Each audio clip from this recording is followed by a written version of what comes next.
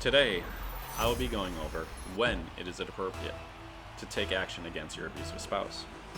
I'll be going over the different types of abuse that could be occurring. I'll be explaining the dangers of abuse. I'll be explaining what you can do to help your abusive partner if that's even feasible, and that's a big if. And I will explain how you can tell if your abusive partner is beyond help.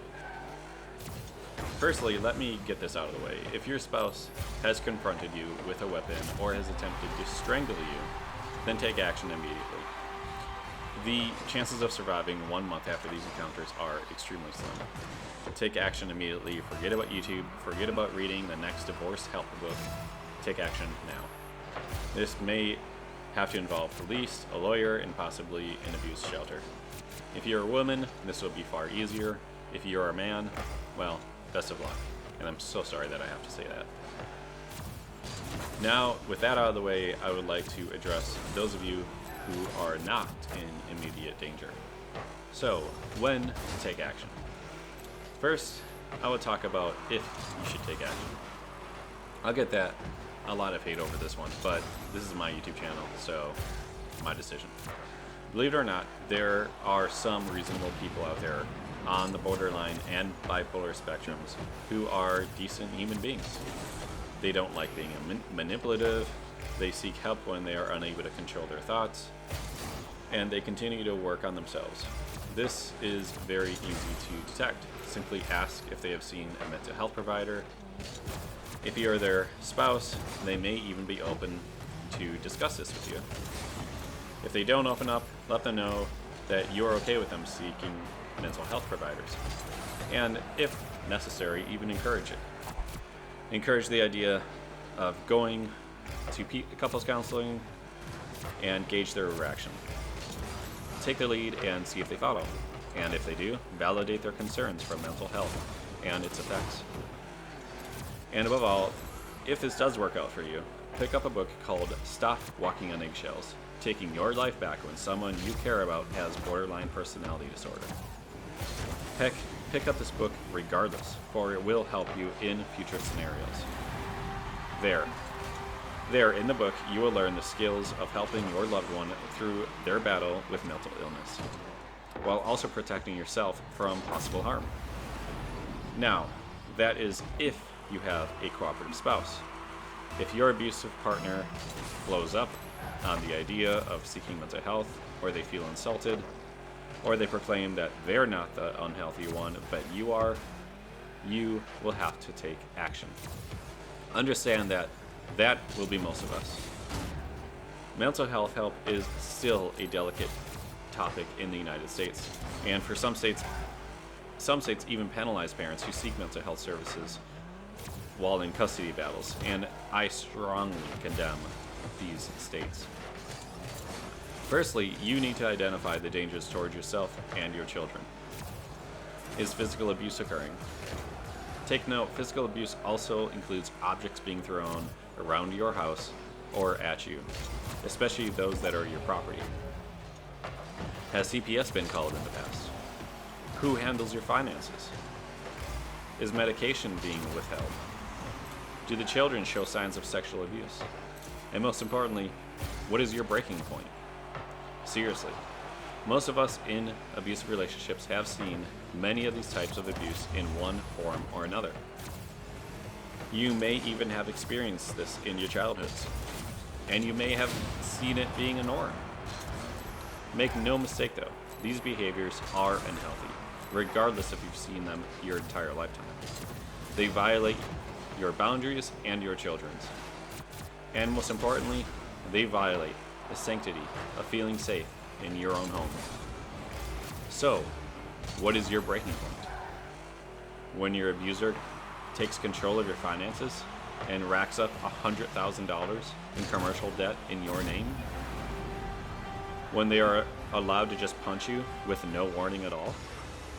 When they are advertising your children as prostitutes? When they withhold your diabetes medicine? When they plant drugs in your car and call the police to get you arrested and fired from your job? When they are allowed to put a collar on you and chain you in public? These are all stories that I've heard over the years, for men and women who have had to separate from their abusive spouses. One story in particular really gets my blood boiling. There was a Marine who recently got divorced due to his wife not being able to handle his PTSD episodes. They separate and he seeks mental health treatment. So far, so good. He gets prescribed medications and he sees a vast difference. Well, he decided to get a girlfriend, and as is usual, she moves in to his apartment way too fast. Things are going good, and soon his VA disability check is due to finally come in after a long wait. And what does his loving girlfriend do? She hides his PTSD medication and demands that he give his VA check to her in order to get his medication back. He refused, and then she argues with him, knowing full well that he is mentally unstable without his PTSD medication. That was his breaking point. Having someone exploit your military disability and blackmail you with your own money and your own medication. So again, I ask, what is your breaking point? I do not recommend setting a high breaking point. I recommend a low breaking point, especially for all future relationships. It may sound shallow, but it isn't. Lying about money? Again, break up. Taking out a credit card in your name without your permission? Break up. Oh, and that's fraud. Look out for the next guy or girl who has to date them and report the fraud to police. This way, they are unlikely to commit it against future partners. I'll go over why this is in a future video. And it may sound steep, calling the police on a partner, but again, if it was a complete stranger stealing your identity, what would you do? You would call the police. It should be no different with your partner. In fact, it should be even more strict because of the fact that they claim to be loving you. So back to our examples. Setting boundaries. What happens if they throw your phone across the room in a rage of anger? Which, that by the way, that's physical abuse. Break up with them. What if they make any type of threat or use coercion to control you? Break up. Two healthy people should be able to communicate and get their needs satisfied through mutual respect. Not using any threats and not using any blackmail. I know, this all sounds crazy, especially for those of us who have lived crazy throughout our entire life. But it is true. Your mental health will skyrocket when you get your abusive spouse and toxic people out of your life. I did it 7 years ago, and since then, it's been so much better. I've completed my bachelor's degree, I've gotten promoted, and most importantly, I've been able to teach my children what a healthy relationship looks like. I can honestly say that the cycle of abuse ends with my children's generation. So now, on to the homework. I ask you write down or consider the following things. What is the most embarrassing situation your abusive spouse has put you in? Name one situation that you cannot possibly live with if your abusive spouse committed it. Name a situation that your abusive spouse has committed that is really close to your no-go zone. Use the complete sentence no in the next 24 hours. Just say no to something. It can be simple, but just say it. If anyone pushes further, just say no again. Don't explain. Just say no. Explaining it just opens it up for debate. You'll see that it works like a charm. Just repeat the word no. Ask yourself, who are you most comfortable saying no to? As in, someone who would be very unlikely to confront you. Who are you comfortable saying, or ask why are you comfortable saying no to them? And lastly, who are you least comfortable saying no to? And why are you uncomfortable saying no to them? Thanks for watching. In my next video, I will be going over what is a mental illness. If you liked what you saw, hit the like and subscribe button to my channel. And until next time, thanks for watching.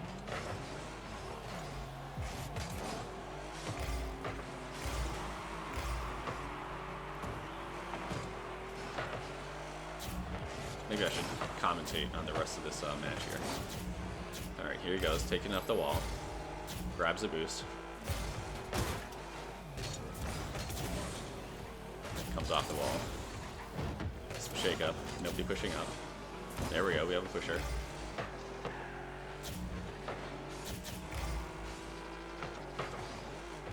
Beats him to it. Hits it off the wall, bad hit. Off target. Double commit here. Backs off. Good job. Only one person to beat. And off target. And a complete whip. Again, off target. A couple bumps. Here we got. And a good save. Really out of position there. One person to beat. And another double commit. Here we go.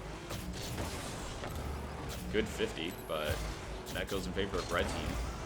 Another off-target shot. Beats 2. Oh. It's centered, but nobody's going for it.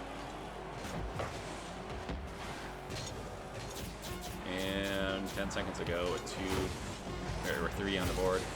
Nothing's going to be happening with this. Game is won by blue.